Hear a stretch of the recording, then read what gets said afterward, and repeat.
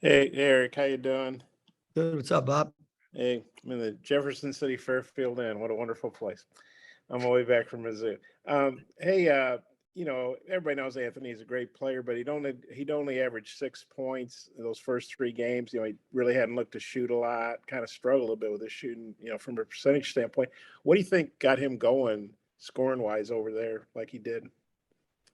Yeah, I think with all freshmen or transfers that there's always, a little bit of learning curve for how we want to play, for how the defense is playing your particular team. But Anthony's done a great number one. He's really gotten in the gym a lot on his own. A lot, shooting. He's digested a lot of film. And I think most importantly, probably Bob, is Anthony just was really, really aggressive, taking the ball to the basket, and he's shooting the three ball of late much better. And then that opens up dribble drives, post ups, and things of that nature. And then got to ask you, you're watching the games. We see Nick on the bench. He's very animated, so I assume he's feeling better. But what have you thought about his attitude? He's really been, a good cheerleader, I guess, a good teammate. And do you have any update on his status and if he might have a shot to play Monday night against Troy? Yeah, so Nick has done a great job of late. His repetitions in practice have continued to get better and improve. His activity level in practice continues to grow. So yeah, I think that Monday, he'll be evaluated again. He has not been fully cleared, but he did meet with rehab today. And I think he's meeting with the doctor again on Monday. And what else has he been able to do in practice? Has he done any team stuff, or is it all individual stuff, or what's he been able to do? No, he's starting to do some team stuff again. Obviously, today we'll be able to get a little bit more active. And then certainly, tomorrow, we'll be more active than even today. So he's moving, in the right direction for sure. He's taken his rehab extremely serious. He and Matt, the trainer, have spent a ton of time together. So he's getting closer to playing for sure. And like I said, on Monday, we'll just have to see exactly, how he does in the next 2 days of practice. And yeah, just what do you thought about his attitude? Like I say, being over there on the bench and really being into it, and also how anxious. Obviously, you want to be smart with it and not play him until he's ready. But how anxious do you think he is to play? Yeah, I don't think there's any doubt that Nick is really, really anxious and eager. His attitude on the bench, his attitude in film, his attitude at halftime, his attitude has been really, really good, really, since he stepped on campus. We knew what a great teammate he was in high school, how well liked he was by his teammates. Everybody here understands that, when he's not playing, how badly he wants the team to win. I got a couple more questions, but I'll turn it back to Mike. Thanks, Eric. Curtis? Hey, Coach, we've talked so much about the youth and the newness of this team. And then, you're a couple of weeks into the season, you find yourself at the Maui Invitational and, just some dogfights against a couple of really good teams. How do you feel like this group responded and handled those moments? And do you feel like they maybe grew up a little bit? I think so. The Maui tournament, historically is a premier tournament, unbelievable teams in that tournament. I was really, sometimes even when you lose, there's great learning lessons. Creighton and San Diego State, both teams really well coached.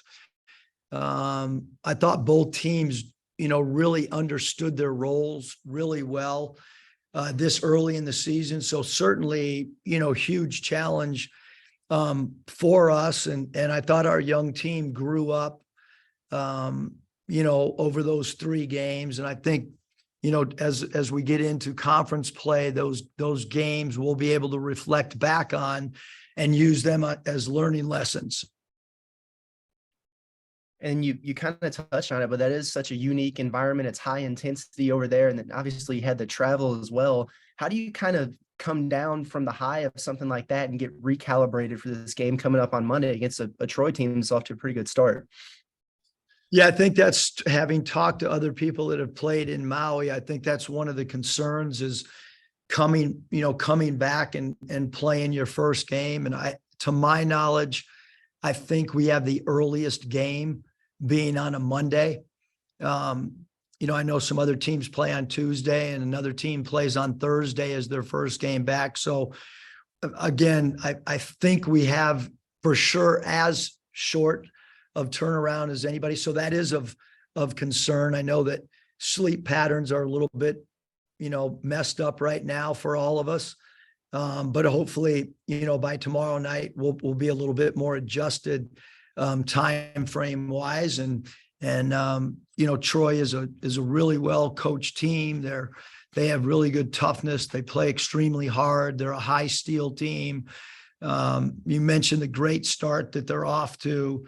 They pound the offensive glass. They jump passing lanes. They again shoot a high volume of three, so they're good in transition. So there's a lot of things that we have to cover in a very short time frame. Scotty? Yeah, Eric, I'm just curious what your kind of overarching takeaways, observations were from the trip, and just what do you think you learned about the team that you got? Well, we had a lot of guys step up at different times of games, and I think we, to play in such close games, I think that really helps you down the road. I think, we got to see contrasting styles of play. So I think there was a tremendous amount of benefit from our end. What did you think about Trevin over the trip? Because first game's pretty frustrating, got in foul trouble. The second halves of those last two games, he seemed like he really came alive. What made the switch flip for him? I think he's just a guy that, kind of like a baseball hitter. You give him enough swings and he's going to figure out a way, if he's really good, to get on the base path or to hit RBIs or whatever you might want to say. And with TB, his 3-point shooting really changes the complexion of who we are. And then he had some really good, really phenomenal dribble drives to the rim as well. And then obviously defensively his length. And again, we've stated before that he's a starter, but we're bringing him off the bench, and I love him in that role because he can change the complexion of the game, whether it be in the 17-minute mark of the first half or the 19-minute mark of the second half. At some point, he seemed to come in and give us a great jolt when he enters the game. Christina? Coach, can you hear me okay? Yes, can hear Okay, you. cool. I'm in public and on headphones, so I just want to be sure. So we didn't see Kamani in the first couple of games, and then obviously came in a big role in that third game. Just what made you decide to turn to him when you did? Well, when we met as a staff, 3 games in 3 days, you always want somebody, to be able to come and have an impact in the game, maybe that has fresh legs. And the thing that maybe people have not talked about with Kamani in that third game against SDSU was he played phenomenal help defense. He was kind of always in the right spot defensively. And then obviously his putback and his 2 free throws show the mental toughness that he has to be able to sit for so long and then come in and contribute. But he was, we talked about Nick. Bob and I had talked about Nick's, energy on the bench, and Kamani's been great on the bench as well. He throughout the course of the season. So really, really happy for Kamani that he was able to come in, and we don't win that game unless somebody maybe that hasn't played much in games 1 and 2 were able to come in and have an impact. Bob, you got a follow-up? Yeah, Eric, I was reading up on Troy. I mean, they're 6-1. I think they have 7 guys averaging between like 14 and 9 points, so pretty good balance. And Duke Miles, like, looks like they're leading scorer, and they're averaging 9 made threes and shooting about 37%, and they're set almost +8 on turnover mark. Just what do you think of maybe if you go their personnel a little bit and just their strengths that concern you? Yeah, I mean, you mentioned the backcourt of number 3 Miles and obviously number 2 Mohammed, is an excellent player. Both those guys play the guard, and Zero Punter, is a really good 3-point shooter. 3 Eugene can make threes.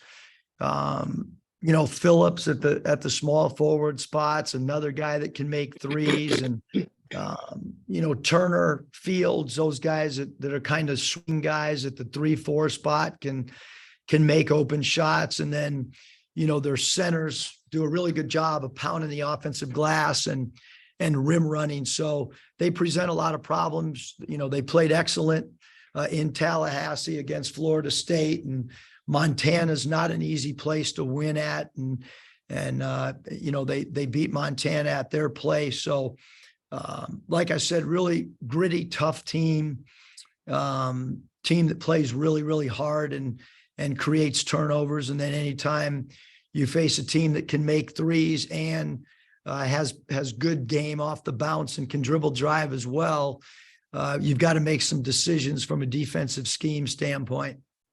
And then Ricky, he starts off over 7 the other night. We knew he played 40 minutes. You're thinking, man, he doesn't have any legs. And then he, I guess, got his second win or something, and then he really played strong. What you think of what he did? And he played 81 minutes back-to-back nights, Ricky was great. I mean, there was a point where I was thinking of taking him out, and, I think he felt like he had a second wind in him, and, his performance, we put him in some pick and rolls that we just didn't really envision doing that, Bob. We thought he was going to be more of a wing scorer, transition scorer, isolation player, but he has done a really, really good job in pick and roll, both as a scorer and as a ball handler. Thought he did a really good job. I think one of the games he had 4 assists. So he's also been able to find open teammates as well. And I've had so many people ask me, who got the technical against Creighton? And I said, well, I wasn't there. I don't know. Can you reveal who got the technical? Did they ever tell you, or do you know? I mean, it was someone on our bench. They didn't, I don't know if it was identified in the heat of the moment of who it was. It wasn't me, but I don't know if it was an assistant coach or a player. They kind of pointed in a direction, and we just tried to refocus on the game at that point. Yeah. Okay. I'll take that as a non-denial. And then that post game, I mean, I know there's probably no love lost between you guys and because you were at Nevada and played them, and you're at University of San Diego and they're San Diego State, and they really want to knock off the big boys in the SEC and all that. But that post game, I mean, just what was your, I guess in retrospect, looking back, how crazy was that? And you've ever been involved in something like that? And was it kind of scary? Because that one dude, he had a towel or something on his neck. I mean, man, he looked crazy. You know what I'm talking about? I think that, we just want to talk about Troy today, and Hunter and I have been in discussions, and so, I just think we want to focus on Troy. San Diego State's an incredibly well-coached team, and they're going to have a great year. I mean, I think that's a team that's a team that can go really, really far in the NCAA tournament. And they're a team that defends and is physical, and we're a team that tries to defend. And again, right now we're just trying to figure out in a short turnaround how we can prep for Troy. And one last thing on Nick, I guess, would it be accurate to say he's maybe been upgraded from doubtful to questionable, or would you call him probable, or what would be your? I mean, I was, before I met with you guys, I was in a staff meeting, Bob, so I have not gotten a chance to talk to Matt. And I don't know if basketball wise we've used those phrases since I've come here, but I do think that, we have practice today, we have practice tomorrow. When you play 3 games in 3 nights, you're not going to have any physical contact in practice. So this will be, 48 hours for him to be able to continue to test and see what his comfort level is, and the doctor's comfort level and the trainer. Yeah, you personally, it's like having this Ferrari in your garage and you want to take it out and drive it around. How anxious are you to see him play and get his contributions, obviously? Yeah. I just feel for Nick, because he works so hard in the summer, and he's had to watch games that are big games. And, I know he's really anxious to play. And I think with any of your student athletes, you always want, those student athletes to, to be able to do what they work for, which is get out and play in front of fans and play in front of a national audience. So hopefully, that time frame for him coming back will happen really soon for him and for our team. Yeah, you sound kind of hoarse. Are you feeling okay? I feel good. I just do not have a voice. Okay, just yelling too much, not a cold or something? No cold. Okay, that's cool. We'll let him save his voice a little more and let him go down to practice. Hey, Thanks, you Eric. guys. Thanks. Hey, Ohio State's beating Michigan 20-17. If anybody wants an update.